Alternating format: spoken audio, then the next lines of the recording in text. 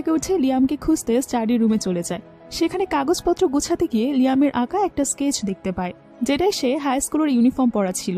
লিও এসে লিয়ামকে বলে, ম্যাডামের ব্যবহার হুট করেই চেঞ্জ হয়ে গিয়েছে, আপনার কি মনে হয় না তার উপর নজর রাখা দরকার? লিয়াম বলে, সে এখনই বাড়ির কর্তৃক, সে যা চায় তাই করতে পারে, তাকে বাধা দিও না।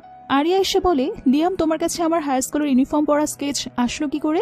আমরা কি একে অপরকে অনেক আগে থেকেই চিনি? লিয়াম উত্তর দেওয়ার আগেই সেখানে লিয়ামের মা আসে।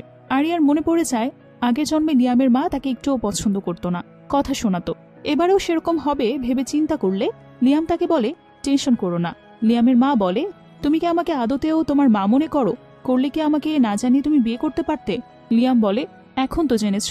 লিয়ামের মা বলে, তুমি সৌন্দর্যে পাগল হয়ে গেছো, রিলেশন করলে তাও মানতাম, বিয়ে কেন করতে হবে তোমাকে? ওর পারিবারিক ব্যাকগ্রাউন্ড তো আমাদের ফ্যামিলির যোগ্য না। আরিয়া বলে, আমার এমন খারাপ পরিবারও না, মানছি আমি আগে একরকম ছিলাম,